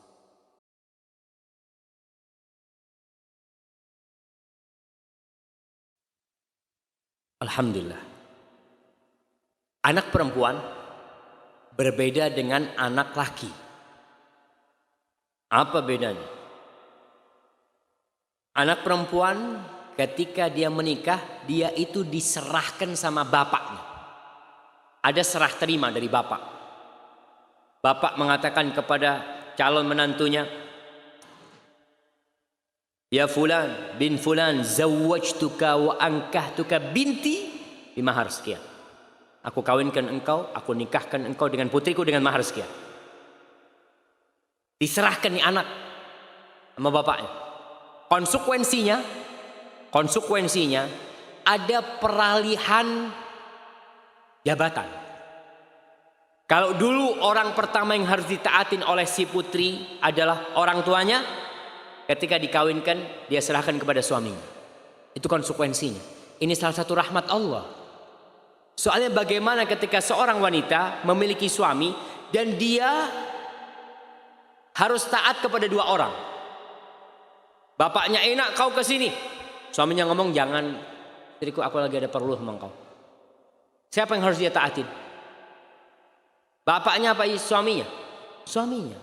Kalau orang tua mengatakan, "Enak banget Ustaz, ana yang besarkan anak-anak." Tahu-tahu kawin dia harus berbakti sama suaminya. Enggak, ana enggak terima itu. Kalau ente enggak terima enggak apa-apa, jangan dikawinin anaknya. Iya, ya sudah suruh di rumah sama ente. Tapi kalau kau berikan sama orang lain, udah kewajiban berbakti sama dia. Tetap dia wajib berbakti sama orang tuanya, kecuali dalam hal-hal yang dia harus minta izin sama suaminya. Nggak seperti dulu dia berangkat ke orang tua, seenak dia bertemu orang tua. Ketika menikah, dia harus izin. "Bang, anak mau jumpain ibu." Suaminya ngomong, "Janganlah, besok aja." Besok ikut suaminya. Dan para suami, nggak boleh para suami memutuskan silaturahim. Dia larang istrinya ketemu orang tuanya. Dia tidak antarkan istrinya ke orang tuanya. Dia putuskan rahim itu, la yadkhulul jannah, nggak masuk surga tuh. Ente udah dikasih anaknya, Masya Allah, udah gede, udah siap, dikasihkan ke ente. Ente lalu tidak mau berbakti atau membantu istrimu berbakti kepada orang tuanya. Hadza wallahu a'lam bissawab. Nah, afwan Ustaz, kalau ibu sudah mati bagaimana cara berbakti? Subhanallah, betul. Sebagian di antara kita dulu belum sempat berbakti. Pintu surganya udah selesai, udah meninggal.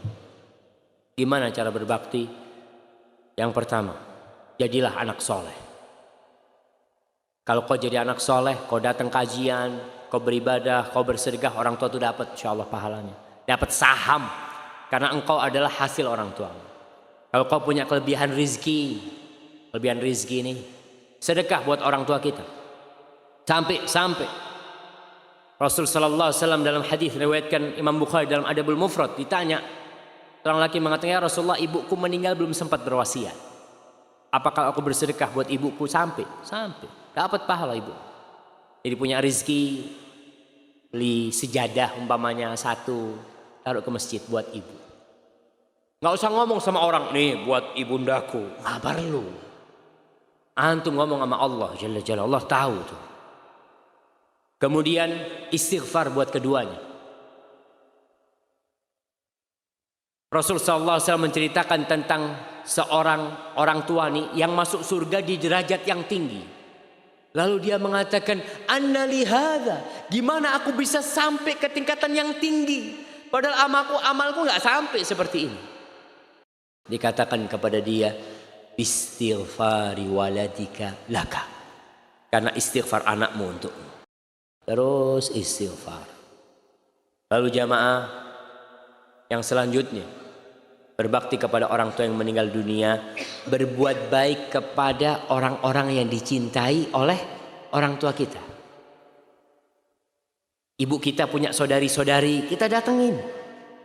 Rasul sallallahu alaihi wasallam mengatakan, "Inna min abarril birri silatur rajuli ahla wuddi abi."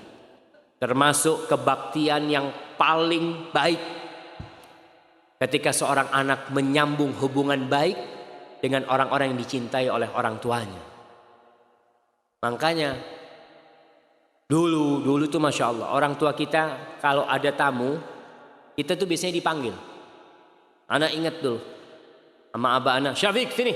Sampai sekarang.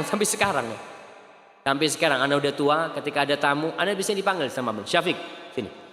Nih temennya abah, kau kenalan sama fulan." Kita dikenali. Dulu ketika kita kecil kita dipanggil, "Yuk salaman nih sama ammi fulan dikasih tahu." Sekarang kalau ada tamu anak disuruh, sono, masuk dalam. Masuk dalam. Ini anak kita nih supaya dia bisa menyambung nanti silaturahim, menyambung kebaktian kepada kita.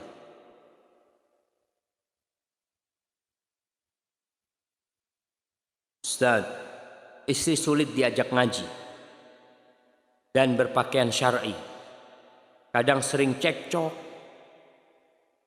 Benarkah jika dalam Islam pernikahan itu hukum asalnya 2?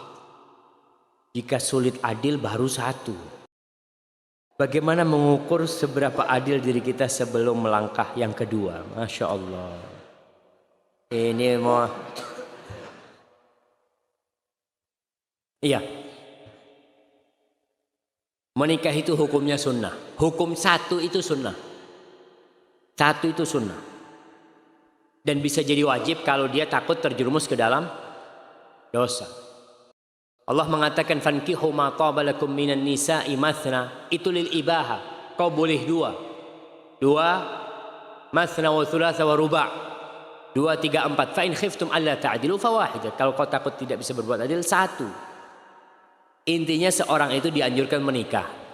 Kalau kau bisa berbuat adil, ya monggo 2. Kalau kau bisa berbuat adil. Tapi jamaah, nah kalau bicara poligami nih jamaah, bisa sampai maghrib kita di sini.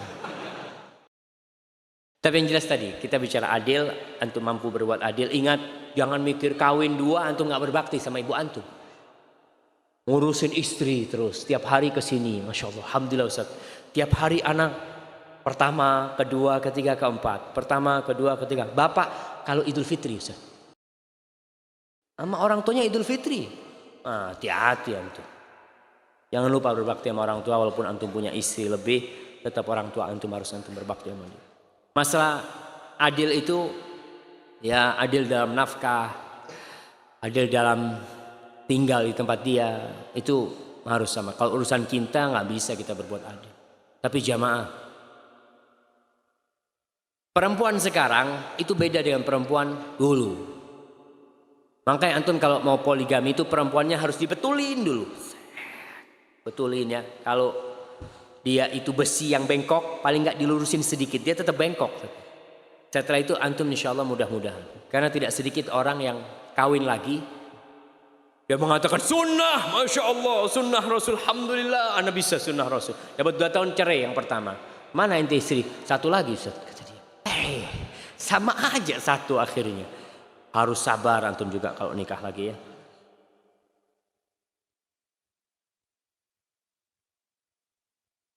Ustaz, bagaimana cara berbakti kepada orang tua jika sejak kecil sudah tidak memiliki ibu?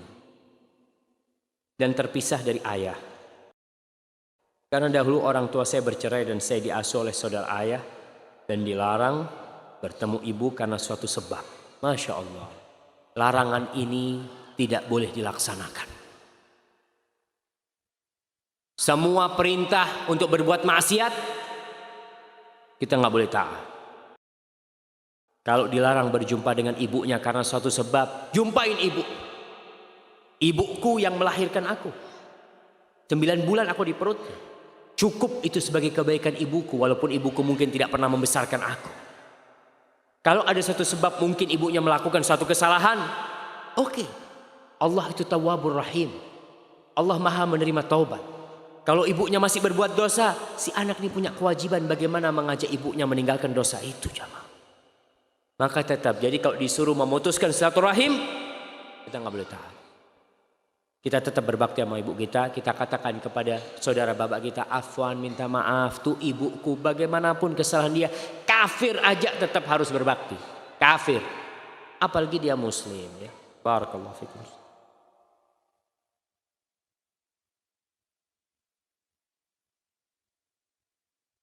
Ustadz, anak ingin punya tambahan anak,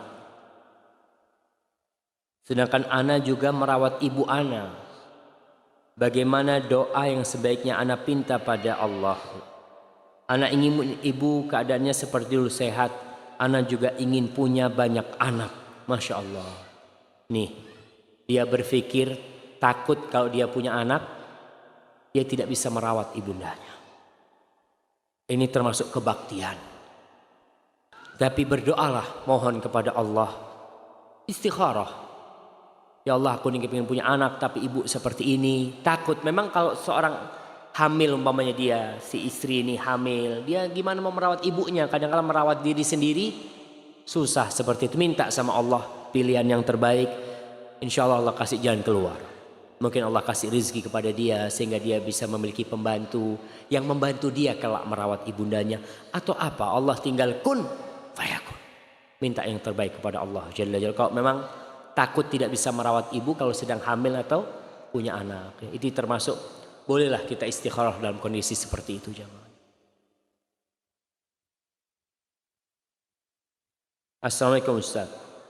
Ana saat ini sedang merawat ibu ana yang lagi sakit,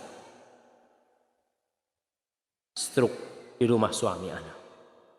Yang saya tanyakan, kalau ana yang merawat ibu ana adalah satu kewajiban, bagaimana hukumnya dengan suami ana?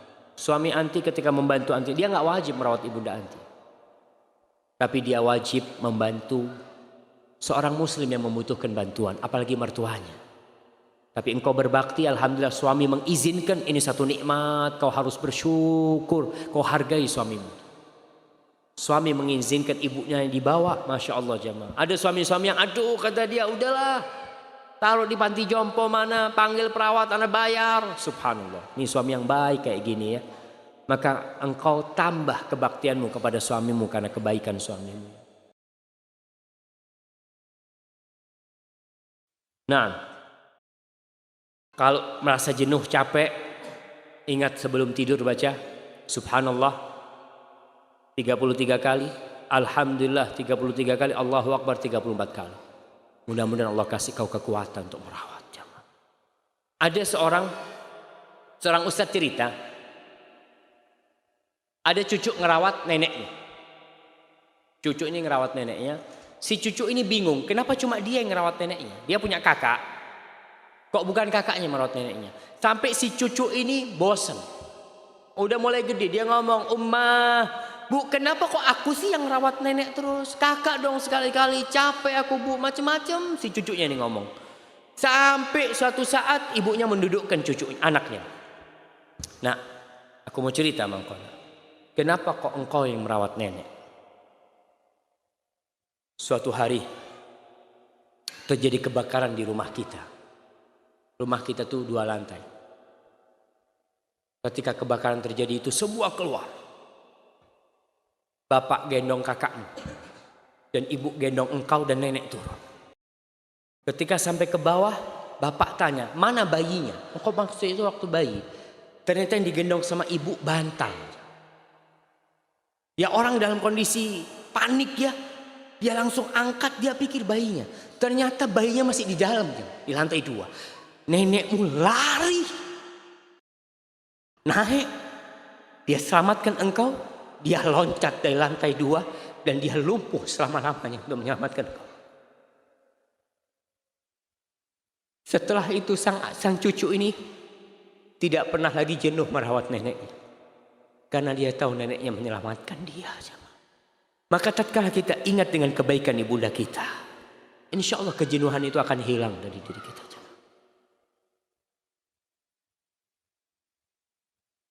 Ustaz Syafiq, bagaimana hukumnya jika ibu selalu mencampuri urusan rumah tangga? Sehingga saya dan pasangan saya sering bertengkar, Ustaz. Dan bagaimana jalan keluarnya? Subhanallah.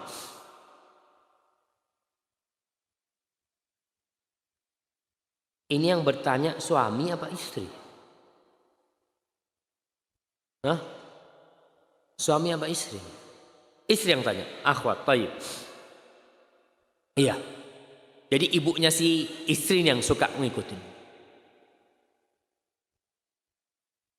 Fiqhun nikah atau fiqhul usrah, fikih rumah tangga itu banyak tidak dipahami oleh orang tua. Ketika dia menikahkan putrinya, dia itu nggak boleh turut campur. Kalau ada masalah-masalah di rumah tangganya yang memang harus ada campur tangan dia minta izin dulu. Dia minta izin dulu. Abu Bakar Siddiq pernah mau masuk rumah Nabi alaihi salatu wasallam ketika lagi ribut Nabi sama Aisyah radhiyallahu taala anha. Itu minta izin, dikasih izin baru. Keributan di rumah tangga itu biasa terjadi. Si suami kadang kala telat ya, si suami ini itu, ibunya itu gimana punya suami, nggak bener suamimu, jangan. Kalau mau ngomong sama istrinya, nggak perlu suaminya tahu. Kau coba kasih tahu suamimu macam-macam dengan cara yang baik dan harus sabar, doakan ibunya, kasih pemahaman yang benar kepada ibundanya. Ibu itu kadang-kala turut campur karena cinta, tapi sehingga dia lupa dengan batasan-batasan yang seharusnya dia tidak langgar seperti itu. Bapak juga melihat anaknya lagi susah ya, jangan turut campur. Kecuali si menantunya itu minta tolong, baru ikut campur. Kalau enggak akan terjadi keributan di rumah.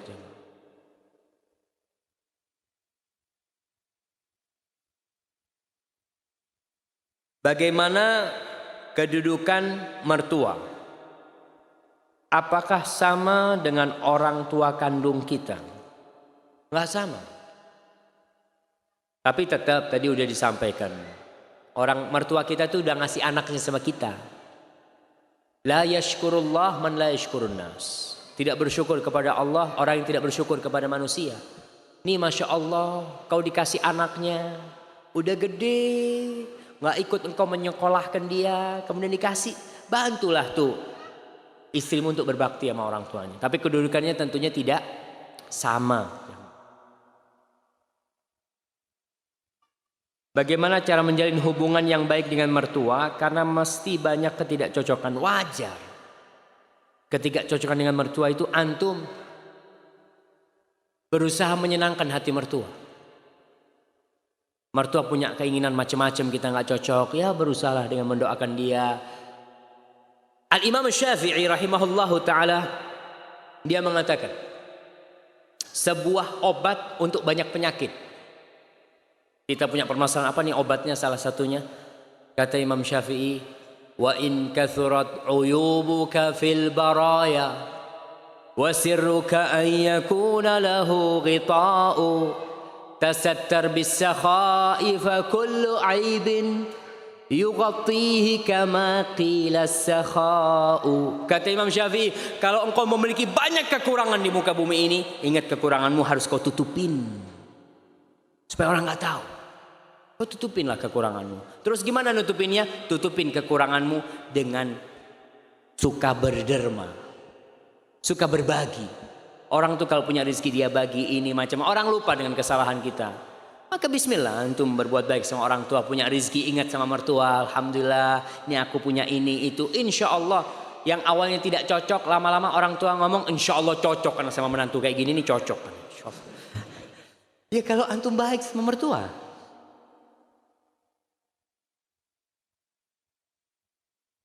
Subhanallah. Anak saya sudah bersuami, namun berzina dengan laki-laki lain. Bagaimana sikap saya sebagai orang tua? Apakah suaminya berhak menceraikannya? Tidak ada hukum rajam di sini. Baik. Bagaimana menghapus dosa zina dia? Para jamaah, Allah Jalla Jalla mengatakan wala taqrabuz zina. Innahu kana fahishatan wa sa'a sabila. Kalian jangan mendekati zina. Zina itu perbuatan na'udzubillah. Perbuatan yang kecil dan jalan yang buruk. Mendekati aja nggak boleh.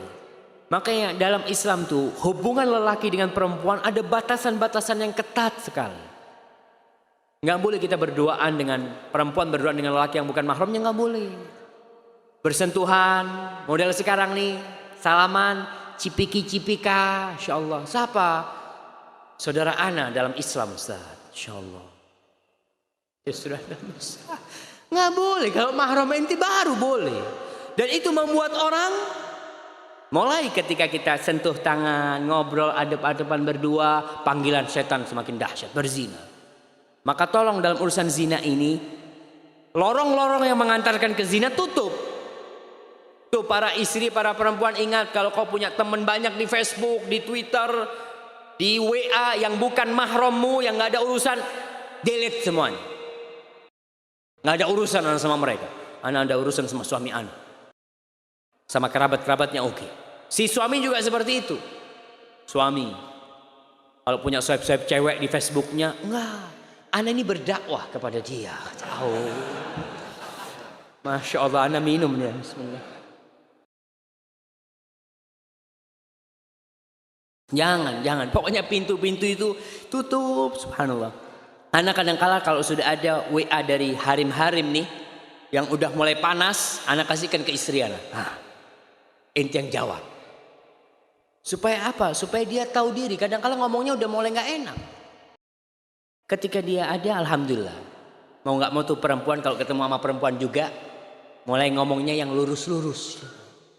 Makanya sama antum laki, apalagi antum, masya Allah, di Facebook sebagai pendakwah, Ustaz, ada dakwah. Hati-hati ya jamaah. Baik, berkaitan dengan ini gimana? Na'udzubillah minaz zina, dia harus benar-benar bertobat nih perempuannya. Nggak ada hukum rajam, nah. Di negeri kita nggak ada. Kalau dia memang dosanya sudah ditutupin, hendaklah bertobat. Suami berhak menceraikan, berhak menceraikan, berhak. Tapi kalau si wanita sudah bertobat dan suaminya masih mau, tafadhol. Bagaimana sikap orang tua? Kadang-kala salah didik orang tuanya, anaknya jadi seperti ini. Kita di Indonesia jamaah, kalau ada anak perempuan dibawa sama cowok, Masya Allah, alhamdulillah, anak-anak sudah laku, Ustaz. Ada yang bawa tuh. Insya Allah ente. Itu terjadi di masyarakat jamaah. Kau biarkan anakmu berzina, jangan harap kau masuk surga. Engkau akan ditarik sama anak-anak. Ya Allah, ini bapakku ya Allah. Ini ibuku yang tidak pernah mengajarkan kepada aku tentang Allah, tentang surga dan neraka. Aku dibiarkan bergaul bebas. Hati-hati. Maka orang tuanya pun harus mohon ampun sama Allah. Jangan-jangan karena dia salah didik. Seperti itu. Hadza wallahu a'lam bishawab. Terakhir nih.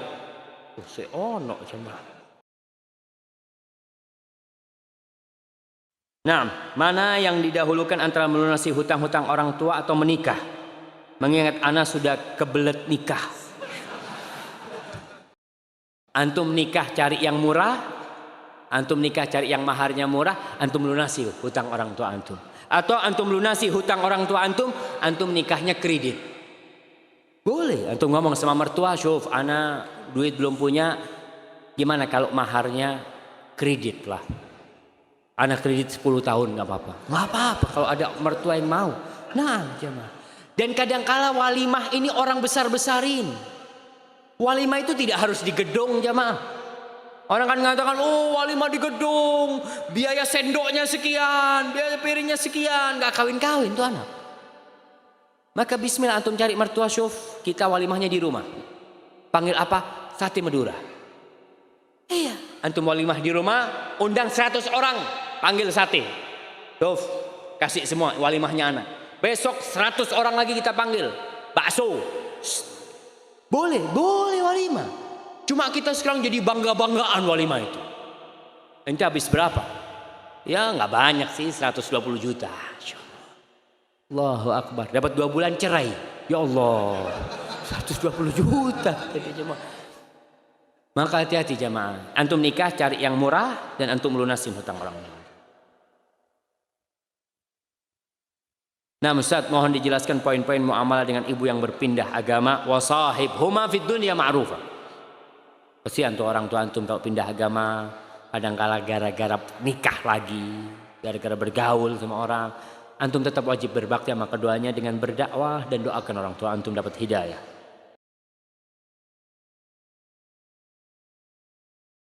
Ana mau tanya, jika ibu kita tidak setuju dengan salah satu wanita pilihan anaknya, lalu apa yang harus kita lakukan? Bismillah. Antum cari wanita yang lain. Ustaz, udah kadung jatuh cinta Ustaz. Itu yang jadi masalah. Antum jatuh cinta dahulu, kemudian ngomong sama orang tua. Orang tua nggak cocok. Maka gimana solusinya? Antum memohon kepada orang tua. Kadang-kala orang tua nggak cocok itu banyak alasan. Orang tua takut anaknya dibawa sama tuh perempuan nggak berbakti kau sama dia. Banyak yang ditakutkan oleh orang tua. Maka engkau harus dilakukan sama orang tua. Kalau orang tua nggak terkena, aku nggak kepingin kau dapat umpamanya orang luar Jawa lah. Kenapa? Aku takut kau nanti dibawa ke sana. Nikah sama orang Kalimantan, ibunya nggak, anda nggak setuju. Karena mau nggak mau ada celah nih anak dibawa gitu kan. Enggak, aku minta kau nikah sama orang Surabaya juga. Kenapa Bu? Aku takut kau dibawa. Siapa yang ngurusin ibu nanti kalau kau dibawa? Jadi ada pertimbangan-pertimbangan orang tua yang antum harus perhatikan. Kalau orang tua nggak mau dengan yang umpamanya, ibu nggak maulah sama yang nggak pakai kerudung, ya antum harus taat. Cari perempuan yang pakai kerudung. Kalau ibunya ngomong ibu mau menantu yang tidak pakai kerudung, gimana tuh? Wah berat nih. Katakan sama ibu, Bu, kalau aku dapat istri nggak pakai kerudung, dia ajak sama Tuhannya nggak taat. Dia ajak sama yang memberikan rambut, memberikan mata, telinga, yang memberikan body kepada dia nggak taat. Mana mungkin dia mau taat sama suami yang nggak ngasih apa-apa ibu. Katakan kepada ibunya dengan cara yang baik, yang santun, dan memohon sama ibunya. Hadza wallahu a'lam bishawab jamaah. Itu yang bisa kita kaji pada kesempatan kali ini. Ana mau kasih hadiah. Sebutkan 4 perkara berbakti kepada orang tua yang meninggal dunia. Antum sudah dapat hadiah belum? Baik. Mendoakan, menyambung silaturahim,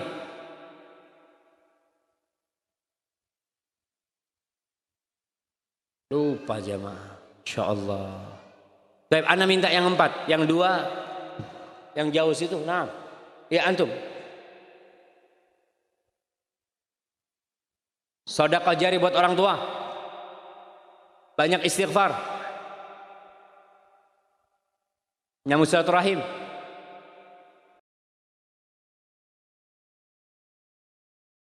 Mendoakan, ya mendoakan. Ya nggak apa-apa lah. Antum paruan sama dia ya. Anak kasih. Baik. Pertanyaan yang terakhir.